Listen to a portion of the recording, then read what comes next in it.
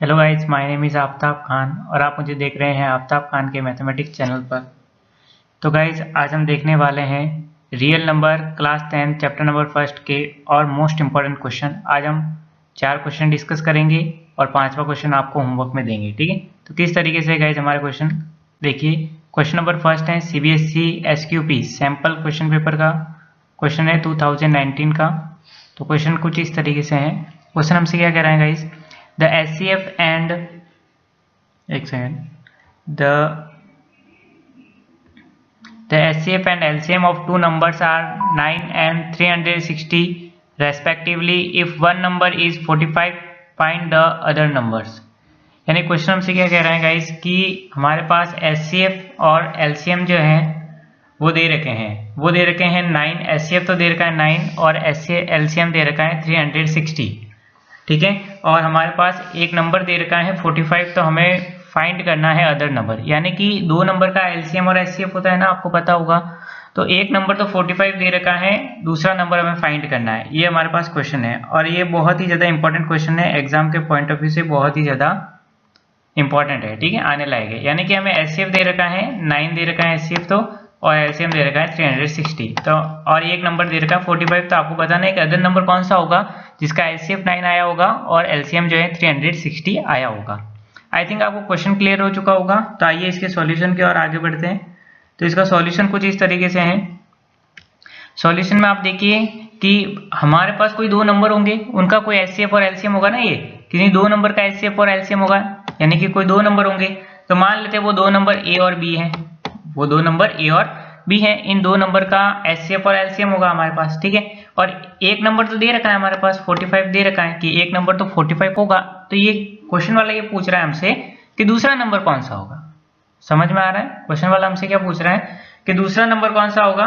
तो आइए देखते हैं दूसरा नंबर कौन सा होगा। तो यहाँ पर हमारे पास मान लेते हैं कि वो दो नंबर ए और बी है।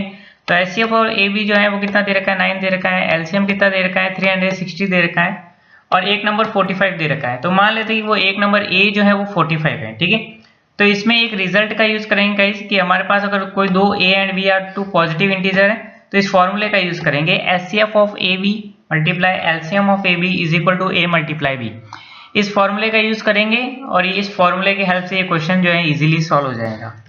तो गाइस देखिए किस तरीके से, मान लेते दो नंबर में से एक नंबर तो हमें गिवन है, ए की वैल्यू कितनी दे रखी है 45 दे रखी है, बी की वैल्यू निकालनी है, एचसीएफ दे रखा है और एलसीएम दे रखा है। तो इस फॉर्मूलाज की हेल्प से हम इसको इजीली सॉल्व कर सकते हैं, बी की वैल्यू को फाइंड कर सकते हैं। देखिए गाइस हमने इसकी वैल्यू सब्स्टिट्यूट की, एचसीएफ ए कॉमा बी की जगह मैंने क्या लिख दिया 9 लिख दिया, एलसीएम ए कॉमा बी की जगह मैंने 360 लिख दिया, बराबर करके ए की प्लेस पर मैंने 45 लिख दिया और बी की प्लेस पर मैंने क्या लिख दिया बी लिख दिया।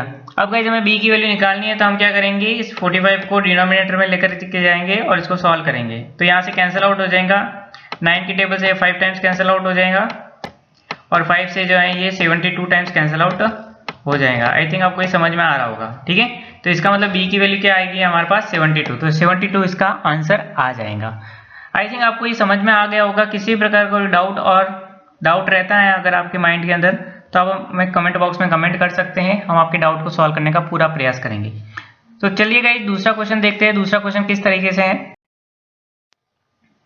तो गाइस देखते हैं दूसरा क्वेश्चन कुछ इस तरीके से है। ये भी बहुत ही ज्यादा इंपॉर्टेंट क्वेश्चन है जो कि पहले वाले कॉन्सेप्ट से रिलेटेड ही है, पहले वाले कॉन्सेप्ट का यूज ही यहाँ पर होने वाला है। ठीक है, क्वेश्चन कुछ इस तरीके से है, इफ एलसीएम ऑफ 32 ए बराबर 64 and HCF equal to 32 A बराबर 4 then A is equal to, option A 16, option B है 8, ऑप्शन सी है 20, ऑप्शन डी है 10।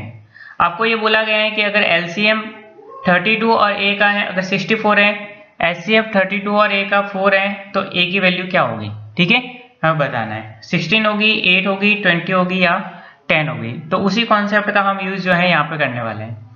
तो सॉल्यूशन देखिए गाइस, सॉल्यूशन किस तरीके से होगा। तो नोट कीजिए, if a and b are two positive integer then HCF of a comma b multiply LCM of a comma b is equal to a multiply b। इसी कॉन्सेप्ट का जो यूज है यहाँ पर होने वाला है। सिंपल सा है, हमारे पास HCF दे रखा है, LCM दे रखा है, तो हमें a की वैल्यू को निकालना है। ठीक है, a क्या होगा। ठीक है, तो यहाँ पर देखो दो नंबर कौन से हैं 32 और a हैं। ठीक है, तो 32 और a दो नंबर हो गए, LCM दे रखा है, HCF दे रखा है, इस फॉर्मूले के अंदर हमें पुट करना है, हमारे पास आंसर आ जाएगा। तो देखिए गाइस HCF 32, और LCM 32, equal to 32 multiply A, यानी दो नंबर कौन सा है, एक तो है 32 और दूसरा है, क्योंकि यहाँ पर देखिए 32 और A का ही तो हमारे पास LCM और HCF निकाला गया है, तो दो नंबर हमारे पास ये हो गए, तो दो नंबर का प्रोडक्ट हो गया।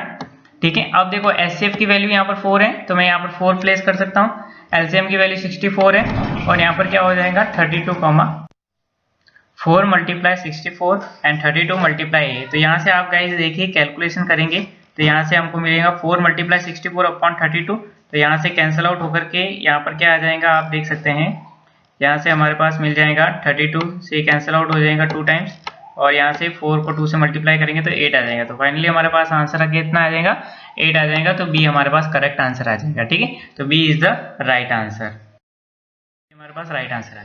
तो गाइस देखिए अगला क्वेश्चन कौन सा है, क्वेश्चन नंबर 3 देखिए, क्वेश्चन नंबर 3 है एनसीईआरटी का, बहुत ही इंपॉर्टेंट क्वेश्चन है। क्वेश्चन है कि explain why 7 multiply 11 multiply 13 plus 13 is composite number.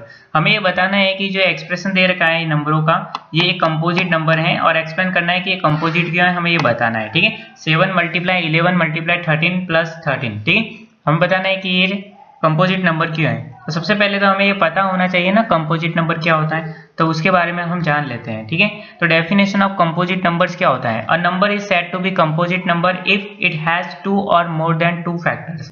यानी कंपोजिट नंबर क्या होता है, कंपोजिट नंबर एक ऐसे नंबर होते हैं जिसमें 2 या 2 से अधिक फैक्टर्स होते हैं, यानी 2 या 2 से अधिक डिवाइजर्स होते हैं। ठीक है, उसे हम कंपोजिट नंबर्स कहते हैं। और प्राइम नंबर्स क्या होते हैं, जिसमें प्राइम नंबर्स में क्या होते हैं, इसमें केवल और केवल 2 फैक्टर होते हैं, 1 और वो खुद नंबर ही होता है, वो 2 फैक्टर ही होता है। इसमें क्या होता है कि इसमें अलग मतलब 1 और उस नंबर के अलावा और भी फैक्टर्स जो है इसके अंदर पाए जाते हैं, तो उसे हम कंपोजिट नंबर कह सकते हैं। ठीक है, तो गाइस हमें यहाँ पर यही चेक करना पड़ेगा कि इस नंबर के पास 1 और उस खुद नंबर के अलावा कोई फैक्टर मौजूद है या नहीं है। ठीक है, तो आप यहाँ पर देखेंगे तो इसको हम कैसे लिख सकते हैं, इसको मैंने लिख दिया 7 मल्टीप्लाई 11 मल्टीप्लाई 13 प्लस 13।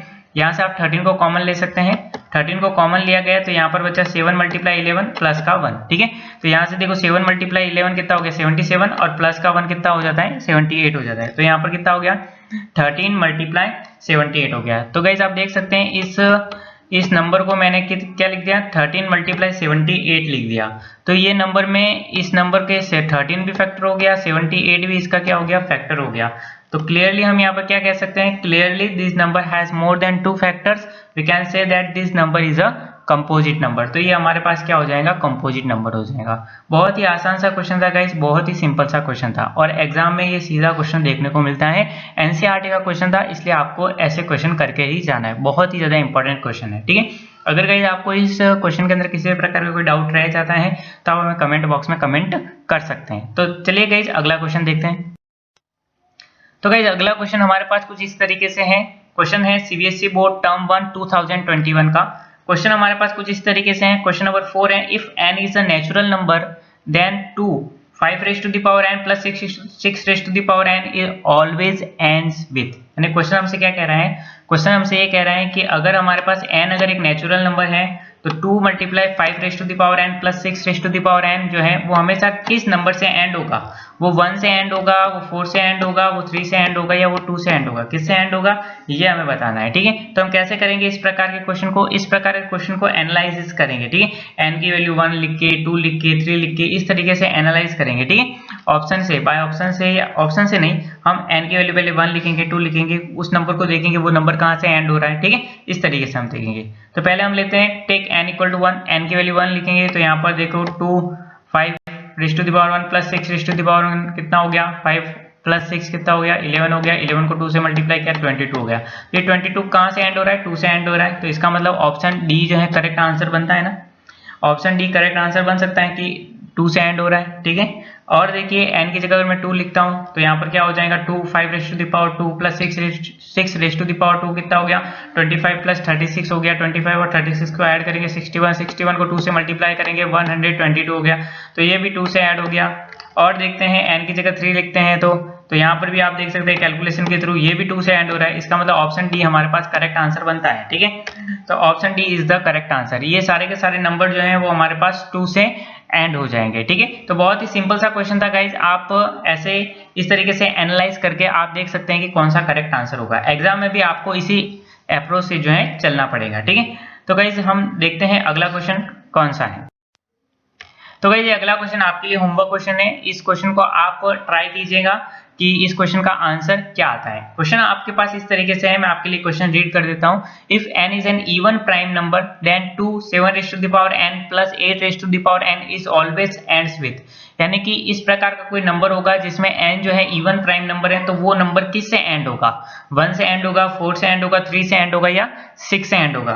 तो आप इसको सॉल्व करिएगा और इसका जो आंसर है आप हमें कमेंट बॉक्स में कमेंट कर सकते हैं। हमें आपके आंसर का इंतजार रहेगा। ठीक है गाइज, तो अगर गाइज आपको हमारा ये वीडियो अगर पसंद आया है तो इस वीडियो को लाइक कर सकते हैं, अपने दोस्तों के साथ शेयर कर सकते हैं, और अभी तक आपने हमारे चैनल को सब्सक्राइब नहीं किया है तो प्लीज चैनल को सब्सक्राइब करें, और बेल आइकन को क्लिक नहीं किया है तो बेल आइकन को भी क्लिक करें। ठीक है, तो ठीक है guys, thank you for watching me.